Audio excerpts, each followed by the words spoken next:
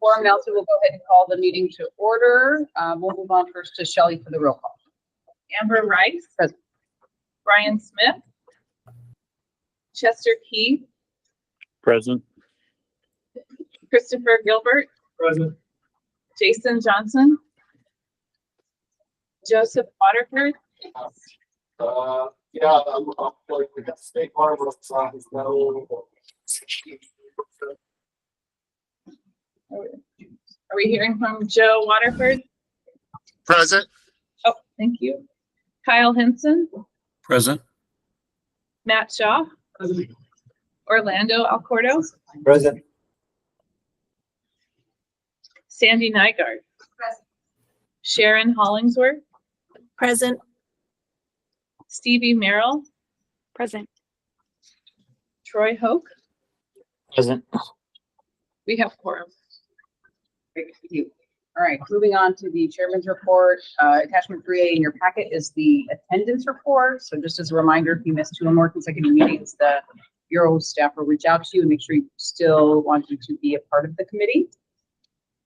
Next, we have some new members to the committee: Joe Waterford, Western Region representative, and Chris Gilbert, PACES representative, who I did see walk in the room a minute ago. Moving on to our vacancy report, we have no vacancies. And the last item for the chairman's report is the 2025 meeting schedule, which is hyperlinked in the agenda and is final, says Gail. Moving on to the Bureau report, Chief Garcia. Okay, thank you very much. Shelley, could you do me a favor and just do a quick refresh if we reload at the very top? Awesome. Okay, so we have some slides we'll send out. I am not going to go over all of these as part of our Bureau report since they will be in your packet. But just really quickly, as we go through some rulemaking updates, I'd like to do some introductions.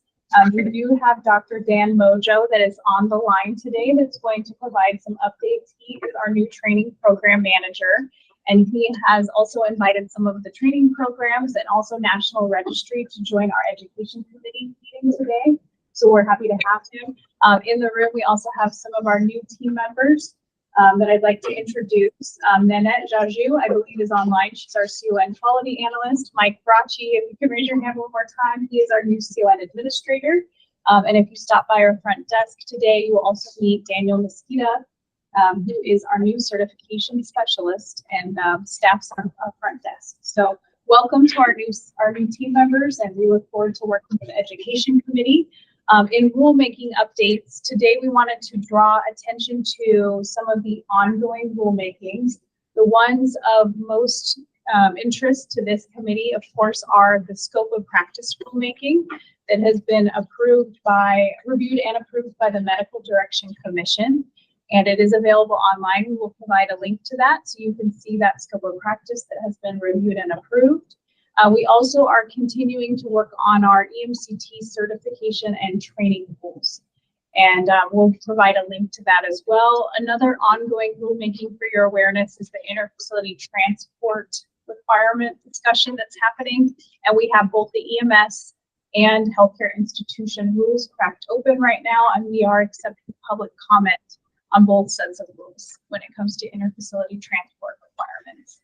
If you go to our next slide, included in your packet will be the links to these ongoing rulemakings, so you can take a look at those. Those web pages include updates on where we're at in the rulemaking process and any recent drafts if you would like to review them. So please take a look there. Before we move on, any comments on these rulemakings, Dr. Ledley? No.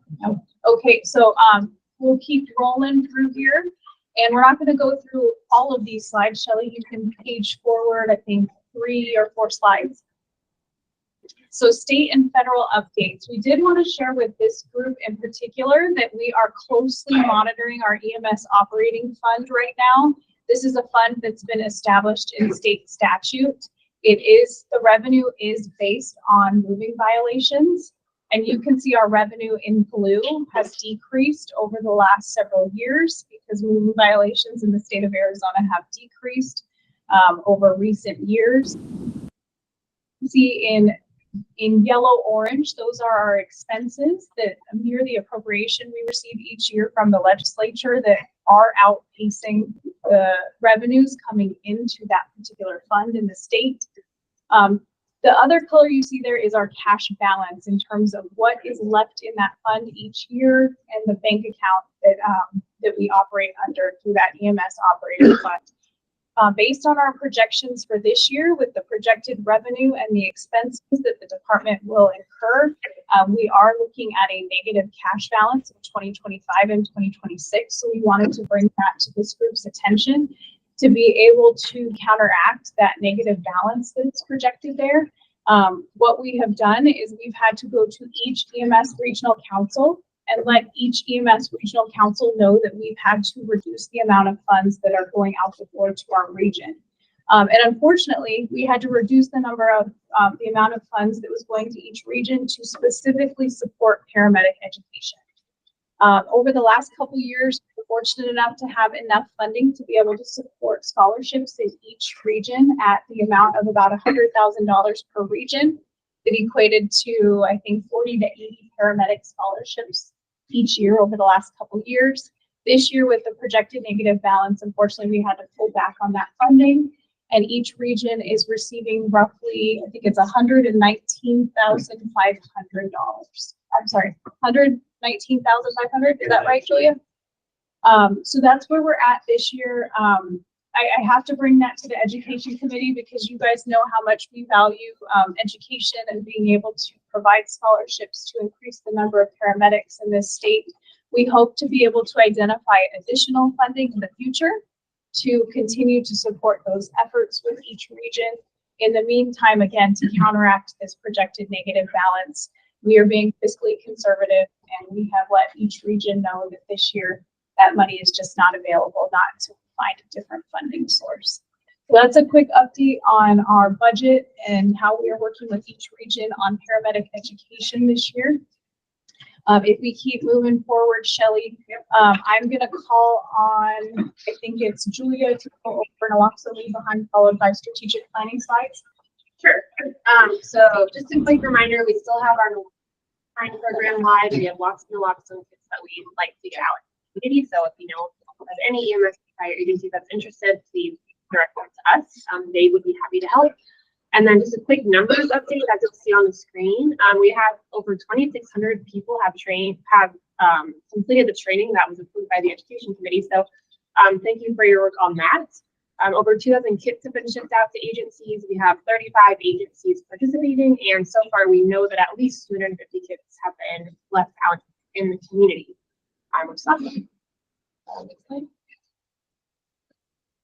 This is just the Office of Injury and Violence Prevention has an naloxone Saves Life campaign information. And then just a couple of updates on the strategic planning process. So on the screen, you'll see this is the process that we've been going through so far. So we're kind of in still the plan and prioritize piece of the timeline. And so you'll see that in August, we'll have several opportunities to provide feedback. So we'll be visiting each of the regional councils. The dates are a little bit small on the slide, but I believe these will be sent out if you have any questions or would like to join any of the options. We'll also have a Google form live where anybody is able to provide anonymous feedback on the strategic plan. So we're hoping to have a draft ready over the next couple of weeks that we'll be sharing out with each regional council, and then we'll come back to EMS Council and staff in September to share a more final reports and plan for review and approval. So please feel free to reach out if you have any questions about the process or would like to provide any kind of feedback. Thank you, Julia. The next thing on the agenda under the Bureau report is sharing an update on the PEEP share data elements. Dr. Bradley, did you want to do that right now? Sure, I can cover that briefly. So TEPI had approved and made a recommendation to EMS Council at our last meeting in March to create a set of data elements that would be required to be a premier EMS agency, and that was approved by EMS Council in May. So we are starting our communication process, and this timeline did go out via Gov Delivery, and we're going to make sure we continue to share this widely. The reason this is important for the kind of education committee is just to recognize the importance of making sure this messaging goes out to your agencies and to your personnel, because for your agency to maintain their premier EMS agency recognition status, in 2025 and moving forward. We will be looking at data completion for these data elements specific to out-of-hospital cardiac arrest. So just wanted to make sure that we publicize this, and we're going to keep sending this message out over the next 6 months so there are no surprises. For everyone's awareness in this group, these data elements do match the NEMSIS 3.5 data elements, which matches CARES. So all the vendors throughout the country are going to be compliant. If you're NEMSIS 3.5 compliant, these data elements are already built into your system. You may just need to work with your vendor to make sure that these are live for your personnel to answer.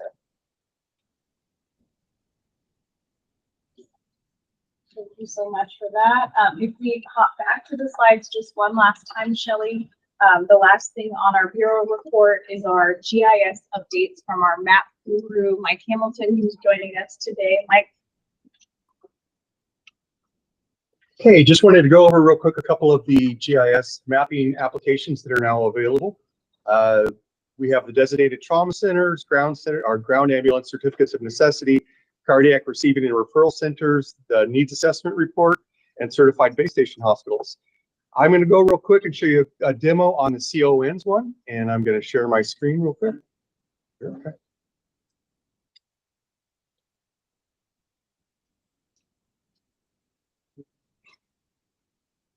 There we go.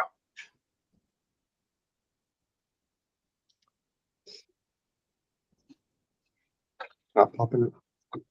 Let's try this one.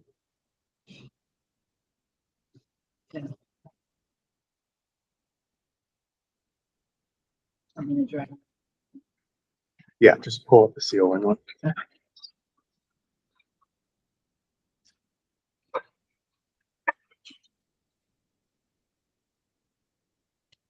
Okay, so this is the first just public-facing CON information application that's on the ADHS website. You get an initial box screen with its just map and application interactions, what buttons to click and what each one of them does. To get rid of it, just click anywhere on the screen. The map there is totally interactive. You can zoom in, you can click, you can select. The different colors represent the different EMS regions. If you click on any of those CONs, a box should pop up. And it'll give you the specific CON information. Off to the left-hand side there is a search box where you can go and you can type in the CON name. Sedona works great. Sedona, and select it. And that'll pop you right to that CON too. The other thing you do is you can type in the number of the CON, try 11. And it does the same thing as well. Highly interactive, click, drag, look at all the information, but pretty simple. Down on the bottom right is that gray box. If you click on that, that takes you to the ADHS GIS Open Data Portal, where you can download the shapefiles for yourself as well. And just please check them out and let us know. Thank you. Thank you to Mike. This is so cool. The link that I especially like is the needs assessment one that he was able to help us build out as part of our needs assessment. But we wanted to look at each region and each community within the state and make sure that we had eyes on the resources that are available. We encourage you to take a peek at that as well and let us know what you think. It has breakdowns we've never been able to provide before with all of our EMS stations and a whole host of information available. So please check it out. Big thanks again to you, Mike. And I want to say thank you to Dr. Rex and the committee for letting us do some updates today. Regarding the paramedic education program, we're spending an awful lot of money on that program. Do we have any data that is tracking how many people are actually completing the program, how successful it is? I think that would be very useful because we have, what people. Yes, well, this year we don't have the money to be able to continue that program. Correct. Based on the last couple years, it's been reported to us by each region that a minimum of 10 scholarships per region were provided. The northern region was unique in the fact that the partial scholarships they offered covered between like 70 and 85 individuals each year over the last couple of years. So we saw many scholarships given out because the program is still relatively new. I couldn't tell you how many students completed the program. I think that would be good to know, make sure our money is going to the use. Yes. Actually get through the program. functioning. Yeah, and to Sandy's point, for any of our EMS regional councils, if you have data to demonstrate that this has been successful in your communities and that you would like to see that type of a program continue, we'd be very interested in seeing that data to be able to make the case for finding additional funds. Just to your point, I also do the direction for the paramedic academy. It's been awesome. It's been super helpful because that they got some additional people. So I'll reach out to our group and I'll try to get that kind of in a more concrete writing showing what percent of people who received it, what percent of them graduated. Because it offers a very helpful thing because we have a lot of people from very remote regions that wouldn't be able to do it without it. They'd be able to go back to the community, perform as a paramedic. Kind of like helping people speak to the group and they actually function as paramedics. Yeah, we'll do. Yeah.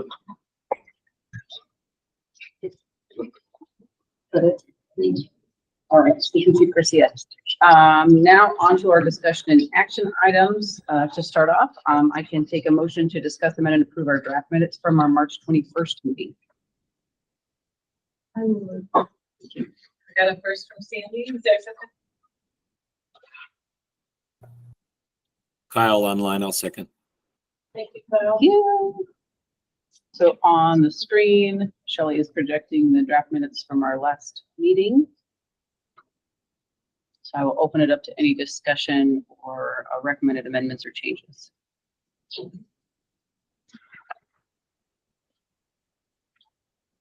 That looks like the end of it. Hearing no discussion, I will move to a vote. All those in favor say aye. Aye. Aye. Are there any opposed? Say nay. And any abstention? All right, motion passes. Moving on, the next item, I can take a motion to discuss, amend, and approve updates to our chest compression only CPR training posted on the website.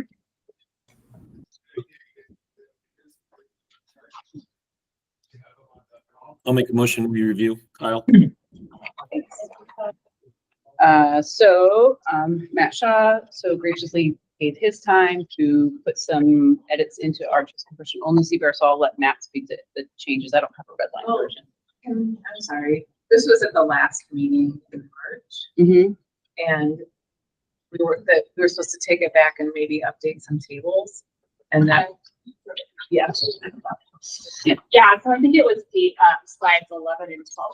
Maybe we were asked to review the graphs and update them. But the decision, we had some discussion internally within the Bureau as to how we could best replicate the graphs. And given that the share registry is in transition and we're kind of still doing a lot of work on the back end to make sure that we are up to par with what was previously done and are able to calculate the data in a similar way. We'd like to propose that we circle back to this when we have everything ready with the share registry so that we're able to make sure that we're accurately replicating the graphs that are here. So long story short is we don't have the updated information right now, but we'd like to come back later at a later date to make sure that we update the graphs.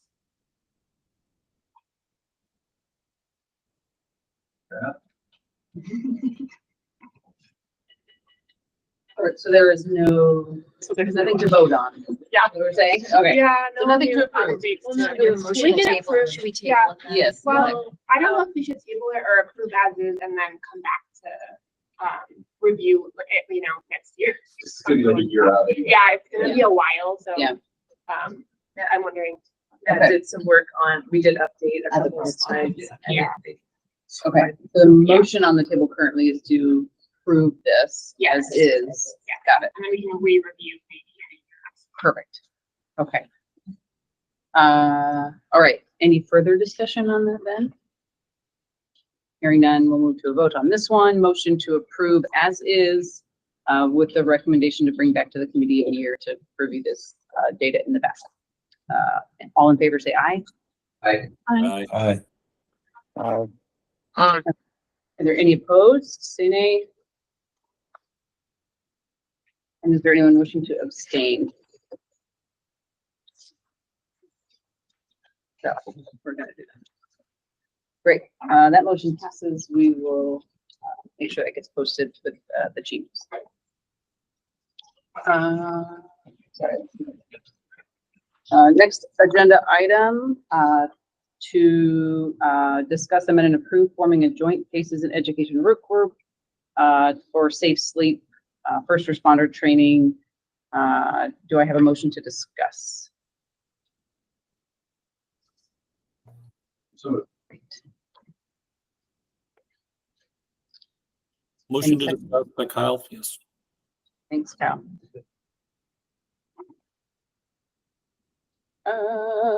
And this one has two names on it already. I'm happy to share. So Sure. the EMS for Children program is looking to relaunch the Safe Sleep campaign. We've garnered a lot of interest from families and different real conferences. So after doing some review of the training, I think it's just some things that we can touch upon, like reflecting the current CSR report, as well as just touching base on the AAP new recommendations that they're offering and just uploading it to reflect that in the training. And I think what we had kind of worked with PACES to do was to really bring the education components that PACES would like developed under the education umbrella with inclusion of PACES members. So I think the hope from today, because PACES will meet this afternoon, is that education committee approves that we have members from education that would serve on that, and then PACES members that will join as well. Any discussion on this item? Particularly, are there any Background on this? I apologize, on the PACES. So some background. Sure. So Yeah, this that'd be was great. Just historical thing on where this was at. My apologies. I'm trying to get caught up on this one. not a problem. So this was initially developed several years ago under the PACES umbrella, with really looking to address how could EMS be engaged in terms of some safe sleep education when they're out there responding to calls.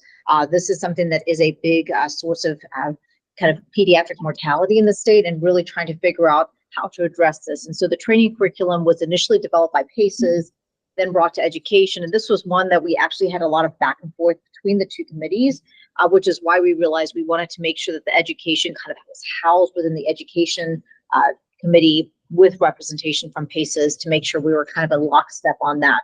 But the goal is to kind of train EMS and to recognize and help to do some education for families when they identify something that could be a risky environment for where that patient is sleeping. So, and it's a great way to get pediatric CEs as well. And I don't know, Dr. Woolridge, if you wanted to add to that. Only in complementing the education committee. I mean, this is a topic that PACES really wanted to tackle. If you look at the child mortality review, this is, aside from natural deaths, the number one cause of deaths in children under 1 year is unsafe sleep environments. So as an algorithm put together, but I think combining the committees would refine the rollout of the educational resource. Yeah, and I'd be happy to help coordinate, obviously, folks from both committees who want to join in, and for those that are interested, as long as we both approve this work group, we can put some dates together on the calendar and get some stuff moving forward. So hearing no further discussion, we'll move to a vote on this to approve work group with PACES and education, PACES and education work group members to revise our safe sleep training. All those in favor say aye. Aye. Aye. Aye. Are there any opposed? Say nay. And any wishing to abstain? Wonderful, that motion passes. Those interested from either committee, obviously send your information to Shelley and or myself, and we'll make sure that we put together our meeting coming up. And speak up now if you'd like as well. Yes, feel free to raise your hand. Dr. Woolridge? Thanks. Thank you. Adriana. Perfect. Okay, moving on. The next action item here, to discuss and approve forming a work group for TXA administration. Do I have a motion to discuss? Matt and Sandy, thank you. I'm sorry, it was Sandy. Matt. Yeah. Matt. Yeah. So if you look at our, sort of ongoing list of education and trainings, we've tried to focus on things that might be STR related or things that might be a little bit out of the ordinary. So on our list of things to tackle next was TXA administration. I don't have anything really much further on that other than, I think it's one of the requests that we've gotten sort of most frequently to provide training for that specific medication. And I think just as a newer medication to our drug tables, this was a request to say, should the education committee want to put together some training that EMS agencies can implement, especially for kind of smaller, more rural agencies, there is really the ability to use our training curriculums to train their personnel. And so looking to implement some of these practices that are being really heralded kind of across the country. I know there's been a lot of actual national news attention on kind of trauma management and hemorrhagic shock. And one of the things they've talked about is TXA. And so helping to kind of have that training, it makes it really easy for a smaller agency to hopefully implement some of these programs. Stevie. Thank you, Stevie. Volunteer. I'd love more committee as well. Kyle, Stevie, and Matt. And Sandy. And Sandy. Okay. Chris, thank you. Okay, I wrote down Stevie, Matt, Sandy, Kyle, Chris. Anyone else? And Jason. Jason, perfect. Good hands. So I don't think we've officially And voted on Rachel this. as well. And Rachel. I don't think we've officially voted on this one. So it sounds like we have plenty of volunteers. So moving on to a vote on this, all in favor of approving work group formation, say aye. Aye. Any opposed, say nay. And any wishing to abstain? Right, wonderful.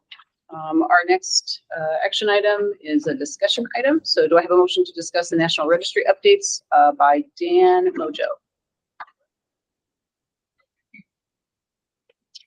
I'll submit a motion. Thanks, Sharon. And that second. Hey, everybody. It's just me. So as you know, National Registry took away the skills examination portion of becoming National Registry. Unfortunately, in the state rule, that says a psychomotor exam still needs to be performed. So to have as little disruption as possible, since this sunsetted on June 30th, and we implemented a new program July 1st, very simply put, we almost took the place of National Registry in this aspect. So basically what happens is a program director will email me. I will email you back two testing packets. Testing packet number 1 is for initial testing. Testing packet number 2 is if you need to retest anybody.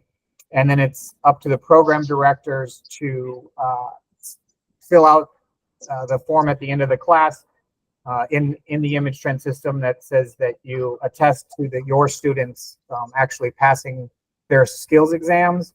And then you will keep the hard copies on file for accreditation purposes. So if claims comes in and does an audit, you will have the actual hard copies. That's kind of where we're at right now with it. Currently, I've had 5 requests. So we have 5 packets out there in the world right now. We're just waiting for the feedback to see how they actually worked.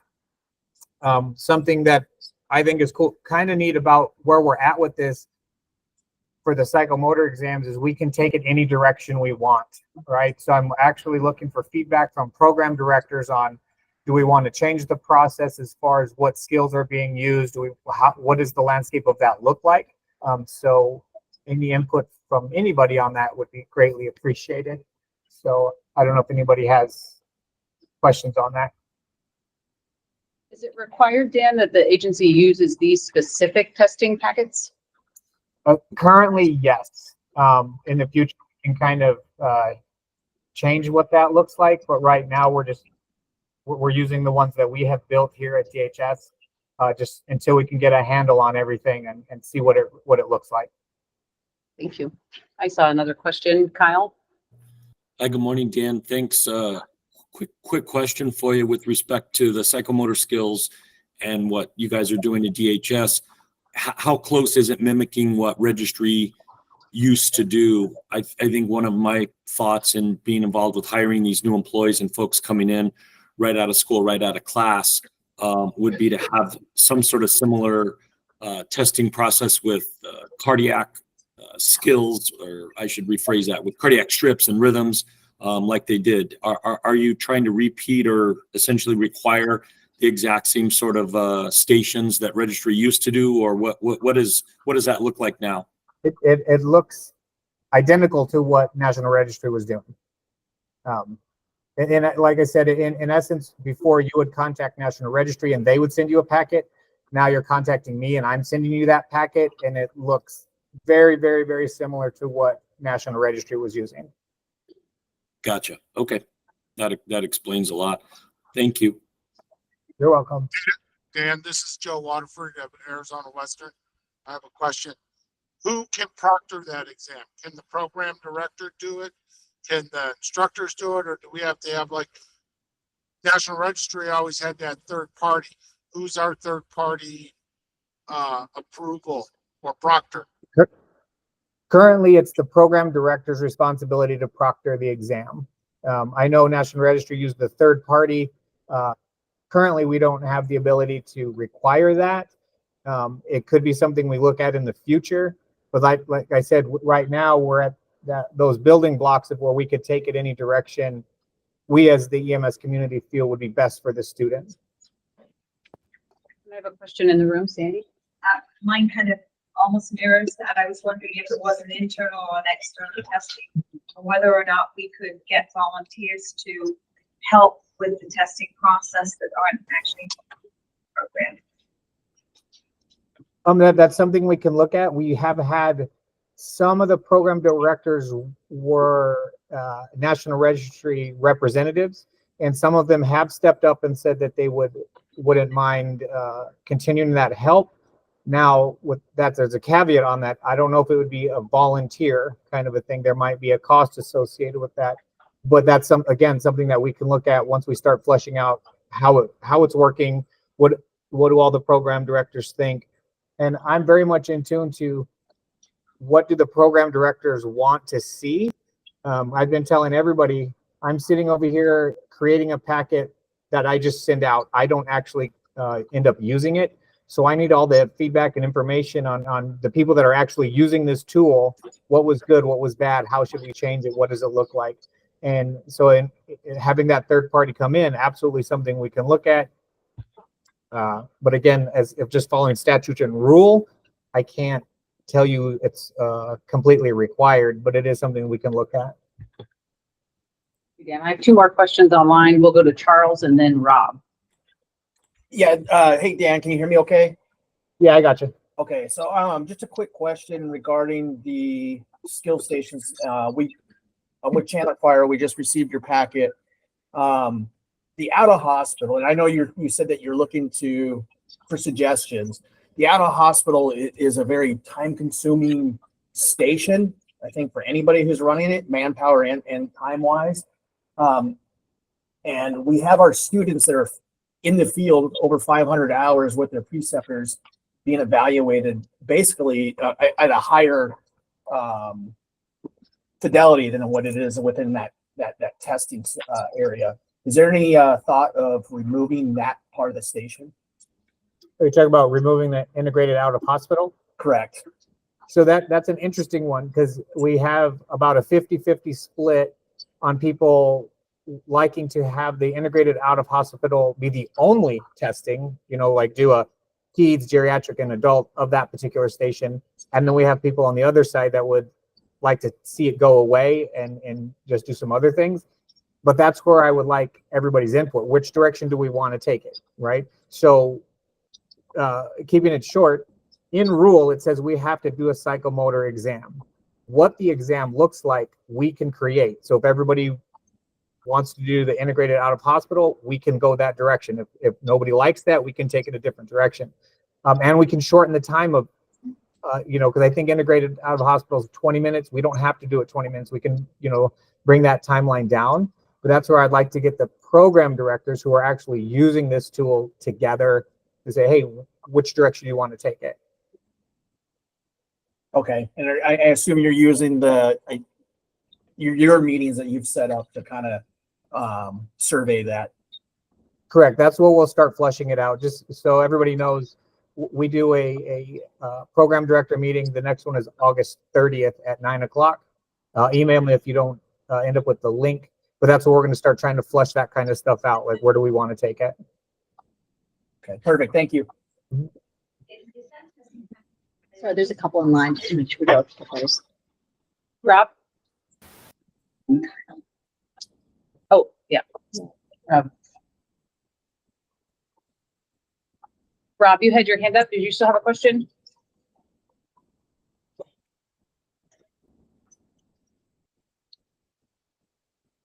Maybe let's move on to Kyle, and Rob, let us know if you still have your question. Yeah, just one more for Dan. Dan, have you had a chance to review what other states are doing or best practices on this? Perhaps our neighbors, New Mexico, Nevada, Colorado, et cetera. Any thoughts to that? I'm actually reaching out to them to see where they're at and what they're doing. It's just been kind of hard to coordinate at the moment, but I do plan on doing that to see, like exactly like you said, best practice. This was one of those things where we needed to get the psychomotor exam up and running. So this is our current kind of bridge fix, and then once we start getting a lot of that data from our neighboring states and from the other program directors, then we can work on that. Understood. Thanks so much. Hey guys, can you hear me now? Yes, Rob. Thank you. Okay, I'm sorry. So it's Rob with Chandler. Sorry, guys. So on the back end of maybe this is more a Dan question. On the back end of what Charles was asking as well too, I'd like to know. So last time we all met, it popped up. The question popped up that since National Registry is going in the direction of almost, and I just got back from a credit con and they were talking pretty significantly about this. On the COA side in National Registry, so that integrated out of hospital is tied into the written exam almost. So as far as sunsetting that piece of it, I think that was the whole reason why they added that component into the written.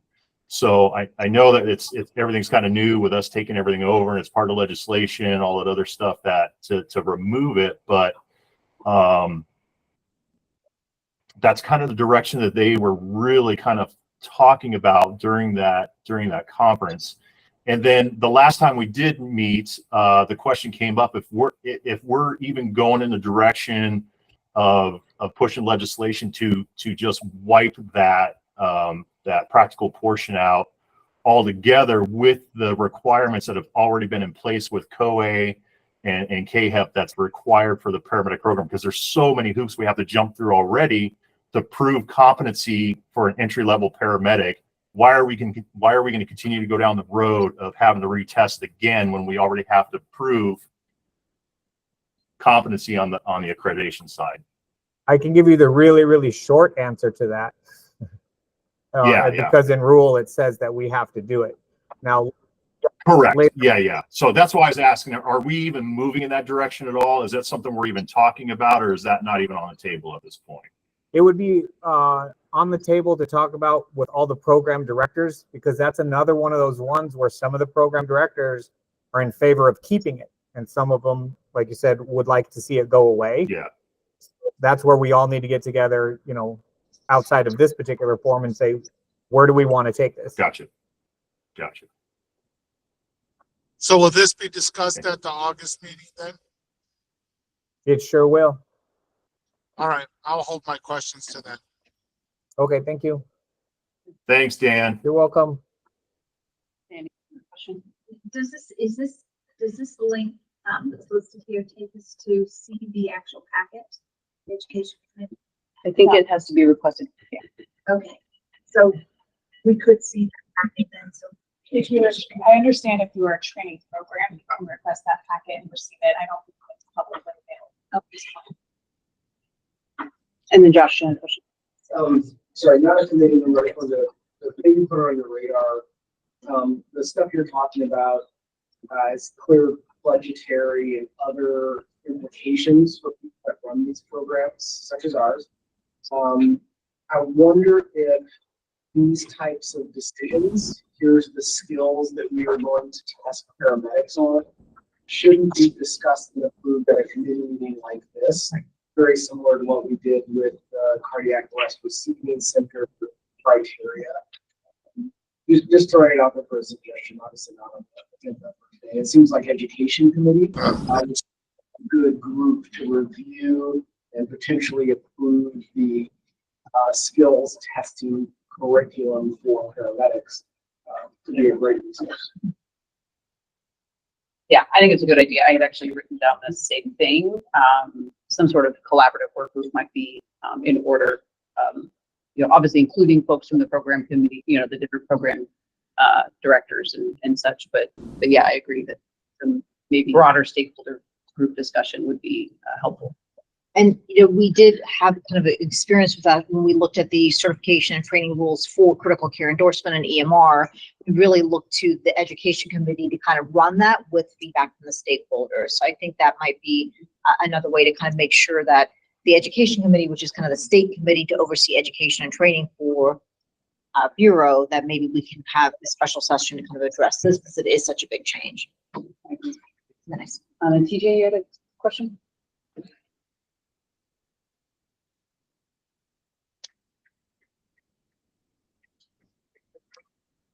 TJ, are you able to come off mute?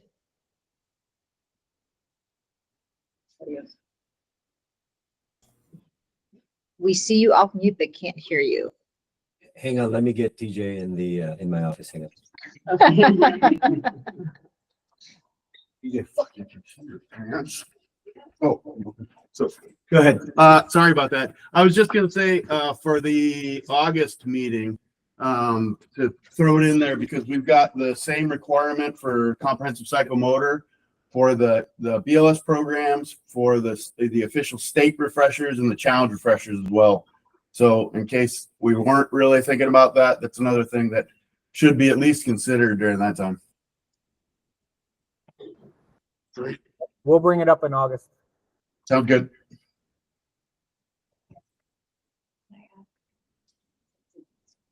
And this is Rachel. I do want to give Dan or Mojo, as so many of you from the Southern region know him, I want to give him some kudos coming on board while we were adapting to changes through National Registry, as well as going through the rulemaking to talk about next.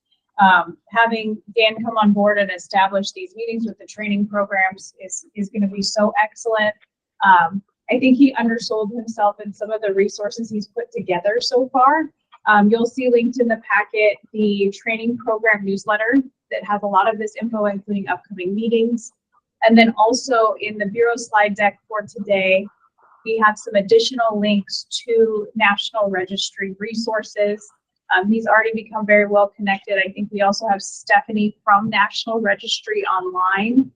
We wanted to make sure we continue to provide those updates from our NREMT partners. And of course, if there are additional questions for Dr. Dan or Stephanie, we've got both of them on the line. So thank you guys. Appreciate you being such great resources. Yes, thank you. I haven't seen other hands go up in the room or online. Are there any other questions or comments for Dan? Okay, wonderful. Moving on to our next discussion item. Do I have a motion to discuss training program rulemaking and EMR paramedic with critical care endorsement scope of practice? Thank you, Sandy. Matt will second. Thank you. Do you want to take this one or? I can take part of this. So scope of practice, MDC did approve kind of the final recommendations. So big thank you to this committee that was really, and PMD and MDC did a lot of work to finalize scope of practice. We got great feedback from a number of stakeholders, both during those meetings as well as through the written process. So that is kind of pending the finalization, but has been approved. The drug tables are going to be looked at the next meeting, PMD. That will then go to MDC in September, hopeful approval at that point as well. So that is kind of where we are in regards to the scope of practice and drug tables.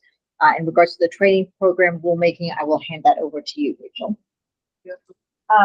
If you follow any of the links that are in the agenda or the slides that we're sending out, it will take you to our rulemaking web pages where you can see the most recent drafts. And my eyes are a little blurry here, but I think you'll also be able to see the notice of proposed rulemaking. Please note that the contact person, if you have any questions, is yours truly. You can certainly reach out to me or our rule writer if you have any questions or comments on the notice of proposed rulemaking. Our goal with all of the rules that we're working on right now, scope of practice and drug tables included, is for, of course, we want to lay the foundation right now. Scope of practice was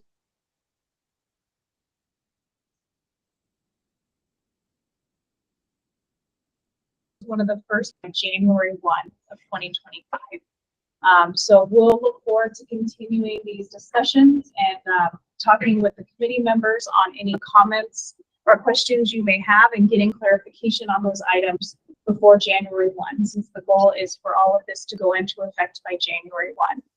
I do have to say, in terms of the questions we've gotten about psychomotor exams and the change through National Registry, that is still the psychomotor exam or comprehensive skills exam is still in the rules. It was not included as part of the scope of this rulemaking, but we are interested to hear the feedback on this one as the requirements under National Registry evolve. As of right now, the rules that you will see online still include the psychomotor exam. Any questions on either of those? Wonderful. And moving on, our last standing item is just to draw your attention to our list of modules that we keep. These are posted online, and so obviously reach out if you have suggestions for additional trainings that you would like to see from the committee. If you have agenda items to be considered for the next meeting, please reach out to Shelley. And moving on for our call to the public. Okay. Hi, Shelley. I'm not sure if this is the right time. This is Jonathan Epstein from the Red Cross. Yes. Yeah, please, Jonathan. Thank you. Perfect. And I'm not sure if I can share a screen or not, but you know, from a Red Cross perspective, we want to just bring to the really bring to this committee attention. The Red Cross, we are about to release a new resuscitation program related to neonatal advanced life support, and there's some specific rules and requirements within your code, specifically around air ambulance licensure and staffing that require another that again require the neonatal resuscitation program from AHA and AAP, and Red Cross would like to be considered a, you know, right now it's such as component to recognize the Red Cross program. I'm not sure if you want me to do a formal presentation or give you the citation. I can do all of those things. If you have slides, a slide, you can go ahead and share that if you're able to. Sure, let me see if I can. At the bottom of your screen, there's a little square with an up arrow in it, and that's how you can share your screen. So it should be the bottom of your screen there. Yep, I just have to give permission, and probably it's not going to let me do it. Is it the bi-weekly neonatal extensive screening slide? Is that what you wanted to share? I have that one. Let's see if it's the right one, because the one that Melanie sent was not the right one. So let's see what you have. Because yeah, this is not going to let me log into your system for some reason. Sure. But I can talk through if I need to. We can. All right. Oh, yeah.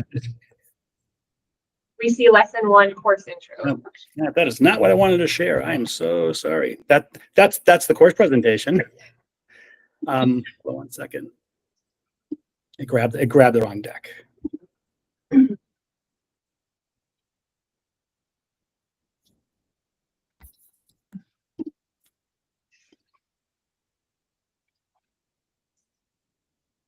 Let's see this. And it won't let me grab that deck. I'm so sorry.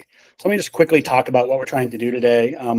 So the Red Cross is working with AWAN to build a neonatal advanced life support program to address the pediatric continuum of care. So thinking of neonatal, the stable program, then pediatric advanced life support, or PALS.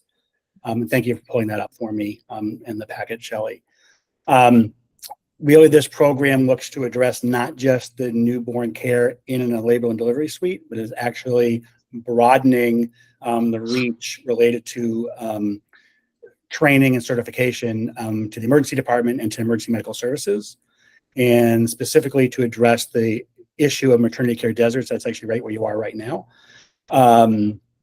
where greater than 50% of the country has a lack of OB and labor and delivery capability, and we're seeing more and more deliveries in the field, air medical, as well as in the emergency departments. So this course will release later this year, and again, we're just looking for recognition of really a change in your language in your rules, specifically the air medical code 9-2570124, which just includes a reference to AAP and American Heart Association neonatal resuscitation program.